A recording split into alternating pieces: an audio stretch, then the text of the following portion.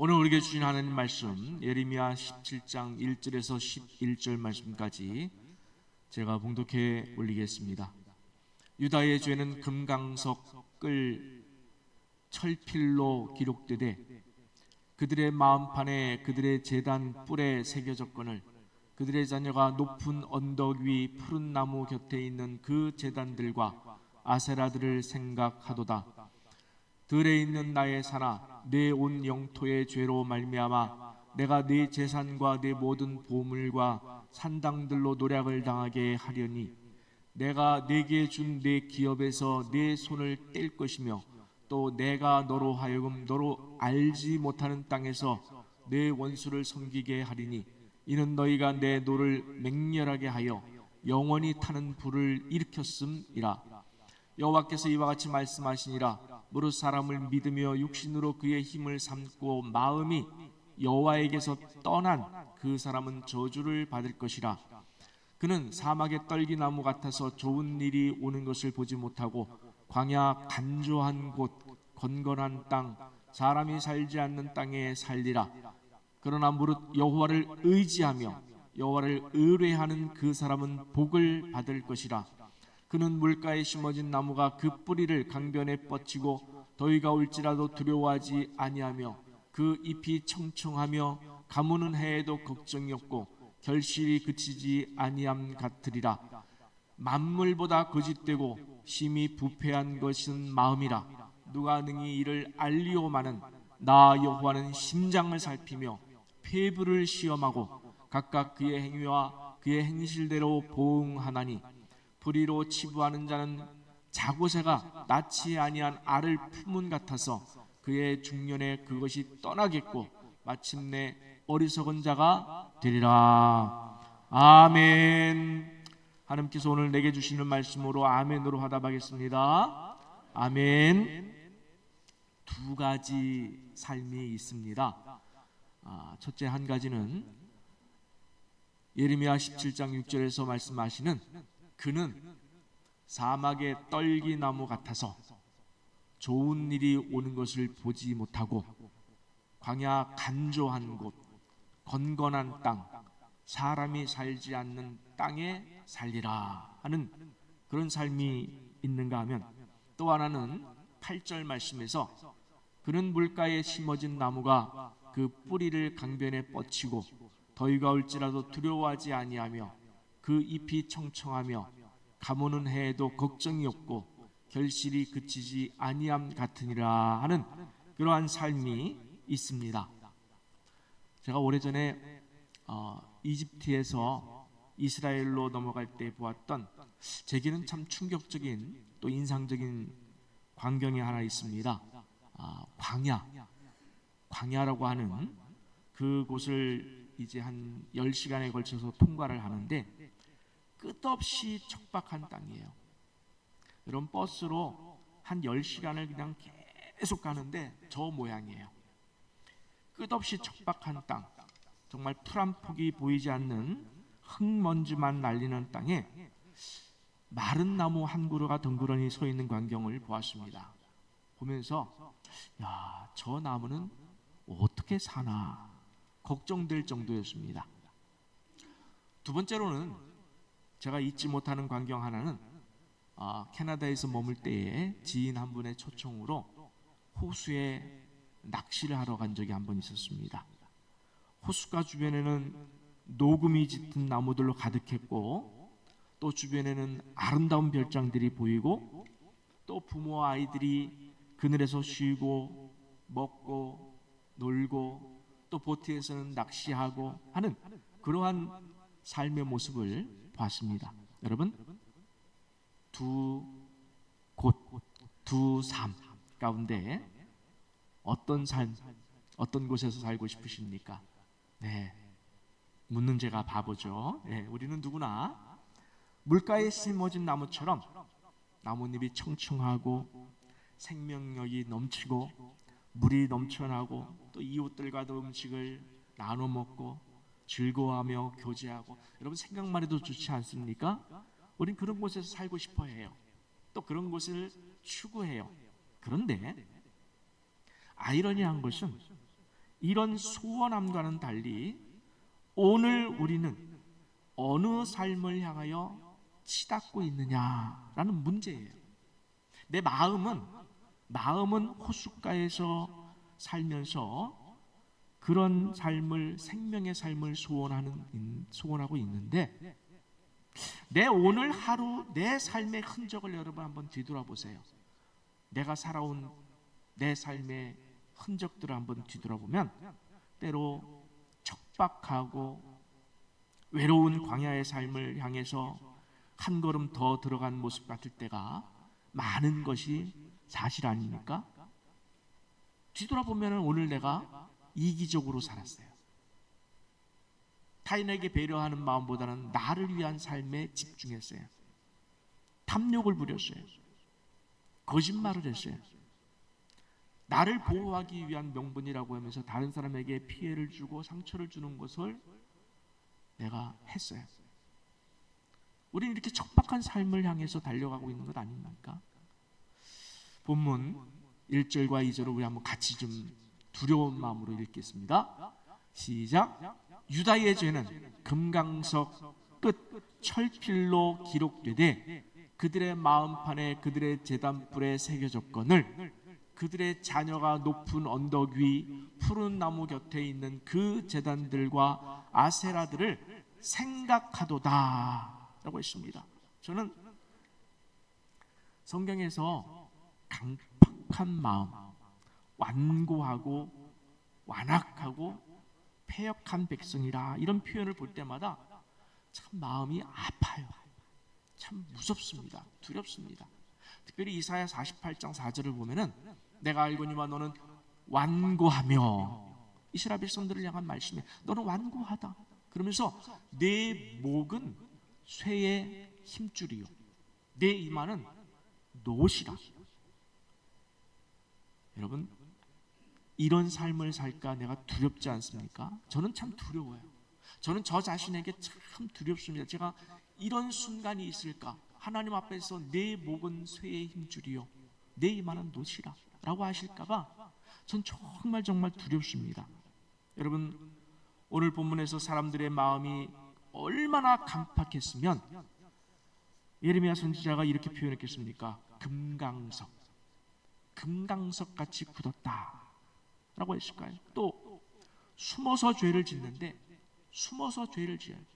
높은 언덕까지 올라가서 그리고 나무들 사이에 숨어서 여기까지는 하나님이 모르시겠지, 내 마음의 죄까지는 하나님은 모르실 거야, 그러면서 자기가 죄를 붙들고 생각한다고 했어요. 손과 마음에서는 하나님 말고 다른 것을 붙들고 있어요. 다른 것을 품고 있어요. 우상 숭배를 하고 물질을 붙들고 명예, 자존심 상하는 것에 견디지 못하고 탐욕과 탐심에 붙들려서요. 속으로는 이런 것에 붙들려서 사는 마음, 이것을 포기하지 못합니다. 여러분, 이렇게 금강석처럼 강하고 고집하면서 하나님의 눈을 피해서라도 내가 이루고 싶은 삶이 있다면 그게 뭘까요 도대체? 하나님 앞에 내가 이렇게 완고하게 하나님 말씀을 거부하면서도 그러면서까지 내가 추구하는 이루고 싶은 삶이 도대체 뭘까요? 도대체 누구를 위한 것일까요? 본인은 나를 위한 거예요. 자기를 위한 거예요. 결국에 자기를 위한 거예요. 우린 누구든지 자기를 위하여 살기를 원합니다. 자기를 위하여 뭔가 쌓아두길 원합니다. 자기를 위하여 뭔가 감춰두길 원합니다. 자기를 위하여 거짓말까지 불사합니다. 자기를 위하여 다른 사람에게 피해주고 상처 주는 것까지 감수합니다. 자기를 위하여. 그런데 그렇게 금강석처럼 강팍한 마음으로 또 하나님의 눈을 피해서 숨어서 쌓아놓던, 그토록 자기를 위하여 지키고 싶었던 그것, 여러분, 그것이 결국 어떻게 된다고 했습니까? 오늘 본문을 보면은 3절 4절에 한번 같이 읽어보겠습니다. 그것이 어떻게 되는가? 함께 있습니다. 들에 있는 나의 산아, 내 온 영토의 죄로 말미암아 내가 내 재산과 내 모든 보물과 산당들로 노략을 당하게 하리니 내가 내게 준 내 기업에서 내 손을 뗄 것이며 또 내가 너로 하여금 너의 알지 못하는 땅에서 내 원수를 섬기게 하리니 이는 너희가 내 노를 맹렬하게 하여 영원히 타는 불을 일으켰음이라. 아멘. 여러분, 우리 하나님은 창조주이시며 전능자이심을 믿습니까? 그 하나님이 우리의 것을 빼앗을 수도 있고 우리의 것을 더해 줄 수도 있음을 믿으십니까? 그 하나님이 우리를 올리실 수도 있고 우리를 내리실 수도 있음을 믿습니까? 아멘. 강팍한 마음 뒤에 숨어서 마음으로 죄를 짓는 자에 대해서 하나님은 첫째로 내가 내 재산과 내 모든 보물과 산당들로 노략을 당하게 하리니 내가 내게 준 내 기업에서 내 손을 뗄 것이다. 이렇게 했어요. 아무리 나를 위하여 쌓아두고 아무리 내가 노력해서 감춰두고 쌓아두었던 재산과 보물과 산당이라 할지라도 다 잃을 것이다. 하나님이 다 뺏을 것이다. 여러분, 산당이란 뭐냐면 하나님 대신에 다른 것을 의지하고 탐하는 우상숭배, 또 탐욕과 거짓의 장소로 이해하시면 됩니다. 둘째로 내가 너로 하여금 너의 알지 못하는 땅에서 내 원수를 섬기게 한다. 여러분, 이게 얼마나 무서운 말인지 말씀인지를 좀 느껴야 돼요. 성경을 보면은 제가 참 좋아하는 단어가 있어요. 문구가 네가 알지 못하는. 여러분, 성경을 읽으신 분들은 이 표현이 자주 나온다는 것을 느껴야 돼요. 뭐 기억하고서라도 성경을 읽을 때 네가 알지 못하는 이 표현이 나오면 뭐 밑줄 한번 쫙 그어보세요. 얼마나 자주 나오는지. 전 개인적으로 이 표현이 정말 좋습니다. 이 표현의 뜻은 내 영역을 벗어나서 내가 상상할 수 없는, 인간이 할 수 없는, 오직 나 여호와가 행한다는 증거라. 이런 뜻으로 쓰실 때에 내가 알지 못하는 이 표현을 쓰십니다. 전 정말 좋아요. 하나님만이 쓸 수 있는 표현. 여러분, 세상 어디에도 없는 표현이에요. 누구도 쓸 수 없는 표현이에요. 하나님만이, 전능하신 하나님만, 창조주 하나님만이 쓸 수 있는 표현이에요. 내가 알지 못하는 일을 내가 행하리라. 하나님의 전능하신 권능이 느껴져요. 우리는 내 원수가 누구인지 다 안다고 생각해요. 내 삶을 내가 가장 잘 안다고 생각해요. 아니에요.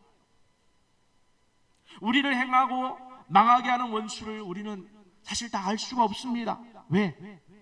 우리는 내일 무엇이 나를 무너지게 할지 모르기 때문에, 내일 뭐가 기다리고 있을지 모르기 때문에, 내 인생이 내일까지 지속될지도 모르기 때문에 그래요. 제가 오래전에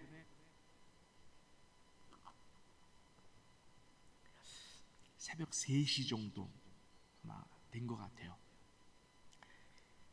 산속에서 이제 산 아주 혼자 다닐 수 있는 그런 그 정도 길인데 혼자 그걸 내려오는데 그날은 구름이 잔뜩 끼어서 아무것도 보이지 않는 거예요. 그래서 제가 다니던 길이기 때문에 이렇게 손으로 이렇게 더듬으면서 이제 내려오는데 밑에 돌이 있는지 또 앞에 나무가 있는지 또 구덩이가 있는지 몰라요. 대충 짐작만 해요. 그러면서 한 걸음 한 걸음 내려온 기억이 있는데, 여러분, 인생이 이겁니다. 그렇지 않습니까? 우리 인생이 이거예요. 내일 우리 앞에 무엇이 기다리고 있을지 우리는 모릅니다. 내가 정말 믿었던 사람이 내게 원수가 될는지 모릅니다. 내가 소원했던 그 무엇이 오히려 그것이 나를 수렁에 빠지게 할지 우리는 모릅니다. 하나님은 마음이 금강석처럼 강팍해서 하나님의 말씀을 듣지 않고 순종하지 않고 숨어서 죄를 고집하는 자에게 내가 너로 하여금 너의 알지 못하는 땅에서 내 원수를 섬기게 하겠다라는 무서운 저주의 말씀을 하시는 거예요. 이걸 무섭게 느껴질 수 있는 것은 실제로 이스라엘 백성들은 예루살렘에서 대략 한 1160km 정도 떨어진 바벨론 그런 나라가 있었는, 요즘이야 인터넷이 발달되고 또 지식이 발달돼서 어떤 나라가 어디에 있고 다 알지만 사실 그때만 해도 1160km 정도 떨어진 중동의 그 북쪽에 있는 바벨론을 알긴 알겠습니까? 그런 바벨론을 불러들여서 이스라엘 백성들을 포로로 잡혀가게 하고 이스라엘 백성들이 그렇게 숨겼던 성전을 짓밟게 하고, 네가 알지 못하는 일, 누가 하셨다는 얘기입니까? 하나님이 하셨다는 거예요. 내가 하겠다는 거예요. 내가 너로 징벌하겠다, 그렇게 말씀하시는 거예요. 본문 5절 말씀 한번 같이 보겠습니다. 한 목소리로 읽겠습니다. 여호와께서 이와 같이 말씀하시니라. 무릇 사람을 믿으며 육신으로 그의 힘을 삼고 마음이 여호와께서 떠난 그 사람은 저주를 받을 것이라. 아멘. 여러분, 예레미야서는 특별히 요즘 수요일 제가 금요일 강의하고 있지만 여호와의 말씀이니라 라는 단어가 굉장히 많이 나와요. 그는 도장과도 같은 거예요. 여러분, 도장, 문서를 작성하면 도장을 꽝 찍어요. 그 권위를 증명하는 거예요. 권위, 이 문서에 대한 권위, 그 말씀에 대한 권위를 내세우는 것. 먼저 여호와가 이와 같이 말씀하시니라. 여러분, 하나님의 질투는 무섭습니다. 정말 무서워요. 정말 무섭습니다. 하나님을 믿지 못하고 자기의 계산과 능력만을 의지하면 저주를 받는다고 말씀하십니다. 그 저주가 무엇입니까? 광야의 메마른 나무와 같은 삶이라고 그랬습니다. 여러분, 광야에 아까 그림처럼 나온 그 그림, 광야 사막에서 메마른 나무 하나가 딱 서 있어요. 살아가요. 생명력이 고갈된 삶입니다. 기쁨과 행복이 없습니다. 탐욕과 거짓에 갇혀서 신음하고 있지만 아무도 들어주거나 위로해 줄 사람이 없는, 얼마나 외롭고 불안하고 불행한 삶이겠습니까? 여러분, 차라리 하나님을 모르면서 죄에 빠진 사람은 불안하지도 않아요. 어떻게 하면 죄를 감출 수 있을까, 성공할 수 있을까만 생각해요. 그래, 그 죄의 결과를 모르기 때문에 그래요. 그러나 우리 하나님을 아는 사람은 죄 앞에서 사실 불안해해야 정상입니다. 불안해해야 돼요. 그래서 산 위에 올라가서 나무들 사이에서 몰래 숨어서 그것도 생각만으로 죄를 만나면서라도 우리는 불안에 떨어야 해요. 불안해야 해요. 혹시 하나님이 아시면 어떡하지? 하나님이 아시면 어떡하지? 여러분 삶 가운데 하나님 앞에 불순종하는 부분이 있어요. 내가 분명히 알아요. 하나님께서 내게 뭘 원하는지 알아요. 근데 내가 그걸 순종하지 않고 있어요. 그거 불안하지 않으세요? 불안해요. 우리 내면에 불안감이 있습니다. 그걸 캐치해내고 그걸 터치해야 돼요. 그걸 해결해야 돼요. 그걸 해결하면 여러분 큰 평안과 위로와 축복이 있습니다. 결단하셔야 돼요. 하나님은 우리의 모든 것을 아신다고 했어요. 내가 안다. 내가 안다. 여러분, 본문 9절 11절 한번 같이 보겠습니다. 제가 읽습니다. 만물보다 거짓되고 심히 부패한 것은 마음이라. 누가 능히 이를 알리오마는 나 여호와는 심장을 살피며 피부를 시험하고 각각 그의 행위와 그의 행실대로 보응하나니. 무섭지 않습니까? 불의로 치부하는 자는 자고새가 낳지 아니한 알을 품은 같아서 그의 중년에 그것이 떠나겠고 마침내 어리석은 자가 되리라. 아멘. 하나님의 권위의 말씀에 아멘. 여러분, 같이 사는 배우자의 마음을 아십니까? 옆에 있는 배우자를 보세요. 여러분, 배우자의 마음 아세요? 알고 사세요? 몰라요? 모릅니다. 몰라요. 배우자의 마음도 몰라요. 그러나 하나님은 아시는 줄 믿습니다. 하나님은 우리의 심장을 살피시고 배부 깊숙한 곳에서 숨 쉬는 것도 아십니다. 그래서 그 생각에 미움이 있으면 뭐라고 말씀하셨습니까? 예수님께서 우리 안에 있는 미움을 뭐라고 하셨습니까? 살인한 것이다. 내 마음 안에 미움은 살인한 것이라고 했어요. 여러분, 우리의 마음 안에 음욕을 품으면 간음한 자라 책망하십니다. 여러분, 이 징벌을 피할 자가 아무도 없으면 하나님께서 우리 모든 것을 다 알고 계시기 때문입니다. 그런데 어떻게 징벌하신다고 하셨습니까? 내가 너로 하여금 너의 알지 못하는 땅에서, 앞에서 말씀드렸습니다만 우리가 상상도 할 수 없는 곳에서, 상상도 할 수 없는 방법으로 내 원수를 섬기게 하리라. 사실 성경에 내가 알지 못하는 이라는 이 표현이 긍정적으로 쓰일 때가 훨씬 더 많아요. 하나님께서 우리를 도우실 때, 우리의 문제를 해결해 주실 때 내가 알지 못하는 곳에서, 내가 알지 못하는 방법으로, 내가 알지 못하는 길로 내가 너를 도우리라. 내 길은 너의 길보다 높고 내 방법은 너의 방법보다 크니라. 하나님 그렇게 말씀하셔요. 근데 이 반대로 징벌도 마찬가지예요. 우리가 상상할 수 없는 방법으로 하나님 우리를 징벌하셔요. 우리는 내일 행복하게 살겠다고, 내 인생 붙들고 내가 행복하게 살겠다고 하나님을 떠나 무엇을 계획하지만, 하나님께 숨어서 무엇을 계획하지만, 여러분, 신발 속에 뱀이 숨어 있듯이 상상해 보셨습니까? 아침에 일어나 신발을 신으려고 했는데 그 안에 뱀이 숨어 있어요. 그걸 피할 길이 있습니까? 하나님은 그 계획 안에 원수를 숨겨두실 수 있습니다. 하나님이 그렇게 하시겠다는 거예요. 이유는 뒤에 나옵니다. 왜 그렇게까지 하시는지. 믿었던 사람이 배신하는 일, 자신했던 건강을 이룰 수도 있습니다. 하나님은 내가 의지하고 감추어뒀던 그 무엇을 빼앗을 수도 있습니다. 여러분, 다음 주일에 말씀을 이어가겠습니다마는 하나님이 자기 자녀, 자기 백성인 여러분의 마음, 우리의 마음을 도로 찾기를 위해서라면 하나님은 자신을 자해하시면서라도 우리를 포기하지 않는 분임을 우리가 잊지 않아야 돼요.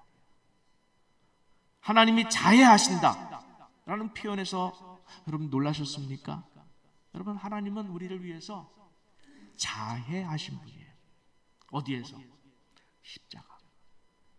바로 십자가예요. 십자가가 바로 그 현장입니다. 자신을 죽여서라도 우리의 마음을, 하나님의 백성된 마음을 되찾고 싶어 하시는 그 하나님을 피해서 여러분 어디로 숨을 수 있다고 생각하십니까? 자해하면서도 너는 내가 백성으로, 내 백성으로 삼아내겠다, 내 자녀로 삼아내겠다라고 하시는 그 하나님의 열심, 하나님의 집요하신 열심, 그걸 피할 길이 있습니까? 없어요. 없어요. 그러나 우리에겐 절망이 있는 것이 아니라 소망이 있습니다. 하나님은 파멸과 멸망의 길이 아닌 축복의 길 끝에서 우리를 부르고 계시다는 사실을 기억하셔야 됩니다. 7절 8절 우리 한번 같이 소망 가운데 한번 읽어보겠습니다. 그러나 무릇 여호와를 의지하며 여호와를 의뢰하는 그 사람은 복을 받을 것이라.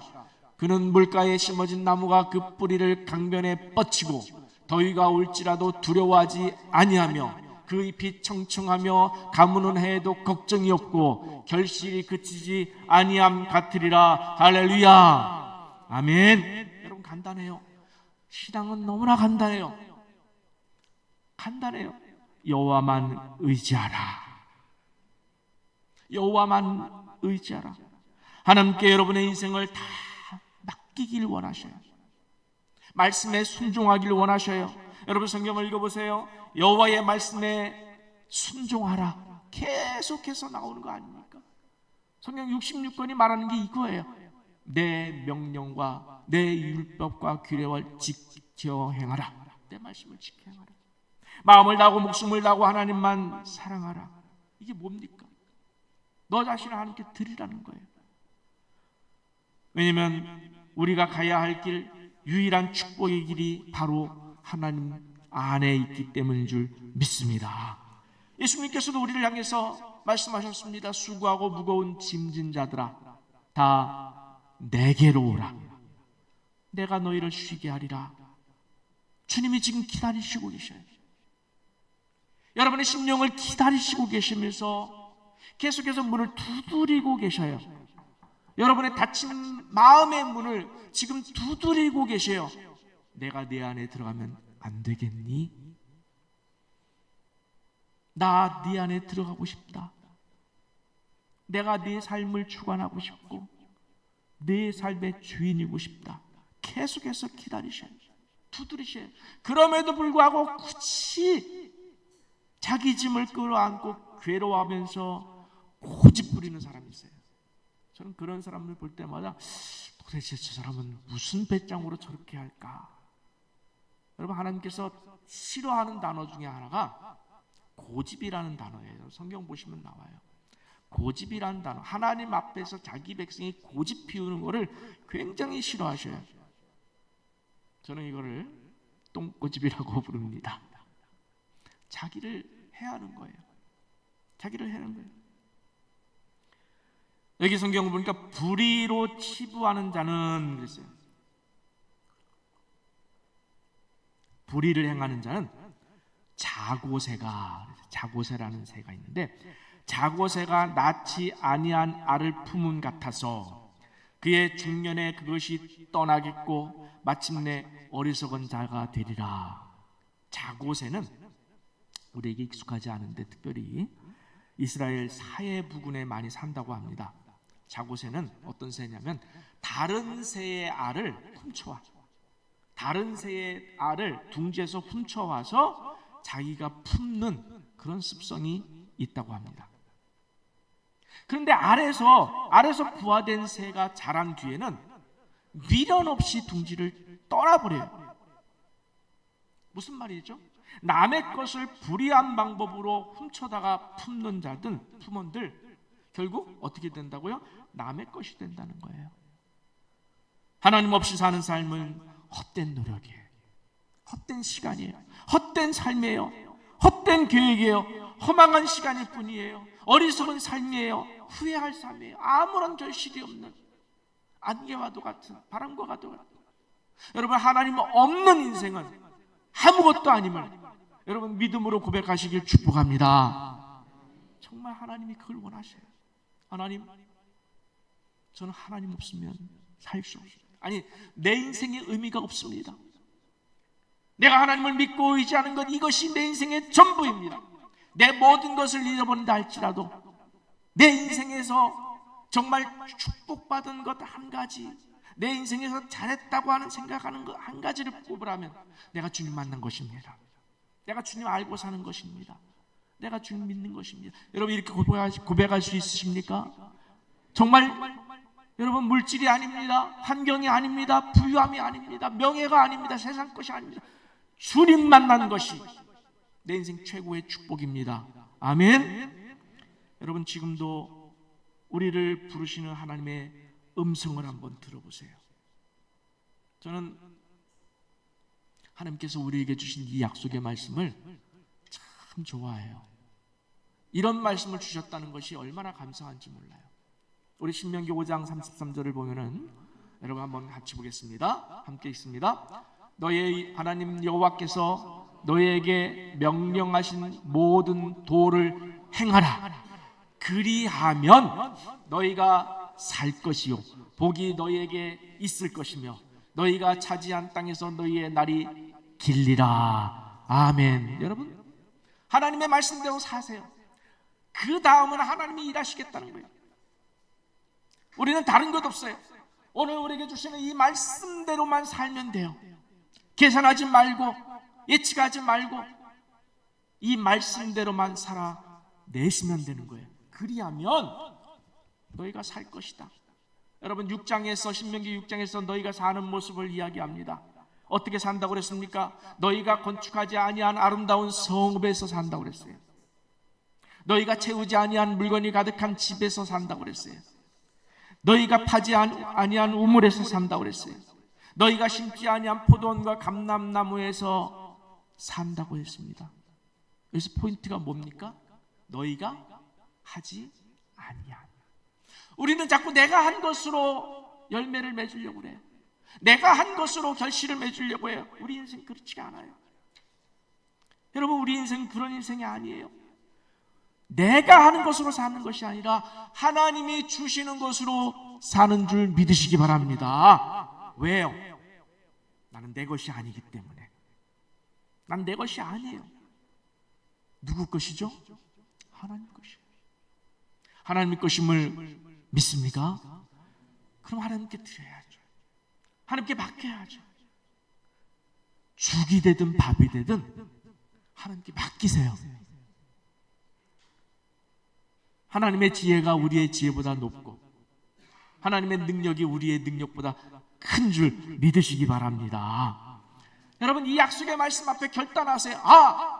하나님 말씀대로 살면은, 그리하면 너희가 산다고 했습니다. 하나님께 이 약속의 문서를 기도할 때 올리세요. 하나님, 이렇게 약속하지 않으셨습니까? 하나님, 그래서 내가 이 말씀대로 살겠습니다. 이 말씀대로 안에는 무조건 붙들고 살겠습니다. 그러니 내 인생의 삶을 하나님 열어주세요. 약속하신 말씀대로 내가 건축하지 아니한 크고 아름다운 성읍을 주시겠다고 하셨습니다. 내가 채우지 아니한 물건이 가득한 집을 주시겠다고 하셨습니다. 저는 할 수 없습니다. 저는 능력이 없습니다. 지혜가 없습니다. 단지 하나님 말씀만 지켜 행하면 그렇게 살게 하신다 하셨사오니 믿습니다. 이제 하나님께서 약속을 지키실 차례입니다 라고 기도할 정도로, 여러분, 하나님 말씀을 지켜 행하세요. 말씀대로 살아보세요. 요즘 제가 그 시를 다시 소개하지 않고 있습니다만 오늘 한번 다시 또 이야기해 볼까요? 어떤 사람이 하나님께서 땅 끝으로 가라 했다. 갔어요. 절벽 끝에 서라고 했다. 갔어요. 그 다음에 떨어지라고 했다. 하나님께서. 여러분, 어떻게 하셔야 돼요? 떨어지라고 했어요. 떨어졌다. 그때까지 내가 날 수 있다는 것을 몰랐다. 어떻게 됐다는 거예요? 떨어졌는데 날아오는 거예요. 저는 여기다 옵션 하나 더 넣었죠. 제가 어떻게 했다고요? 떨어져서 호박처럼 깨져 버렸다. 그럴 수 있어요. 죽을 수 있어요. 괜찮아요. 하나님이 원하셔서 죽을 수 있다면, 스데반처럼 죽을 수 있다면, 바울처럼 베드로처럼 순교할 수 있다면 괜찮아요. 우리는 그 이후의 영원한 인생 속에서 하나님께서 내 인생을 보시고 계시고 아시고 계시기 때문에 그래요. 여러분, 잘 된다고만 생각하지 마세요. 중요한 것은 내가 하나님의 말씀대로 살았고 그 이후를 하나님께서 책임져 주셨다고 하는 이 약속의 말씀을 하나님이 지켜내시고 계시다고 하는 그 믿음으로 사시기를 축복합니다. 그 하나님께서 지금 이 순간에 우리를 향해서, 여러분을 향해서, 한 사람 한 사람을 향해서 손짓하시고 여러분 귀에 말씀하십니다. 여러분 마음에 말씀하십니다. 누구야? 내게로 와라. 내게 맡겨라. 내가 붙들고 있지 말고 내게 맡겨라. 나만 의지하면 안 되겠니? 내가 복을 주리라. 탐욕과 탐심은 그거 내가 제일 싫어하는 거다. 우상숭배다. 네가 주인 되어 사는 삶, 그거 내가 제일 싫어하는 거다. 우상숭배다. 내가 믿고 의지했던 것이 결국 너를 배반할 것입니다. 내 인생을 망가뜨릴 것이다. 황량한 벌판에 혼자 서 있지 말고 호숫가 청청한 나무들로 가득한 내 품으로 돌아오라. 여러분, 에스겔서 47장에 그 말씀하시고 있지 않습니까? 성전 문지방에서 흘러내리는 그 물이 흐르는 곳마다 에스겔 보고 건너라고 했습니다. 무릎에 차고 허리에 차고 어깨에 차고 능히 건너지 못할 강이 되어서 그 흐르는 물, 그 물이 이르는 곳마다 생명나무가 솟아오르고 과일을 맺히고, 여러분 얼마나 많은 과일이 있었으면 12가지 과일이 달마다 맺힌다고 그랬어요. 보통 우리가 과일이 1년에 한 번 맺히는데 달마다 맺힌다고 그랬어요. 생명력이 넘친다는 말씀이에요. 하나님 안에 생명이 넘친다는 말씀이에요. 오늘 이 말씀 안에 청청한 나무들로 가득한 내 품으로 돌아오라가 그 말씀이에요. 내 문지방에서, 성전 문지방에서 흘러나오는 그 물을 마시고, 여러분 그 성전 문지방은 계시록에서 어린 양 보좌로 다시 나옵니다. 어린 양 보좌로부터 흘러나오는 그 물이 생명수의 강물이 됩니다. 그 안으로 들어와라. 내가 너를 지켜주리라. 내가 너를 안고 가리라. 내가 너를 품고 가리라. 내가 너를 업고 가리라. 할렐루야. 여러분 그 하나님 품으로 돌아오시길 축복합니다. 진정으로 오늘 지금 이 순간 정말 혹시라도 내 안에 금강석처럼 완고한 마음이 요만큼이라도 있었다면,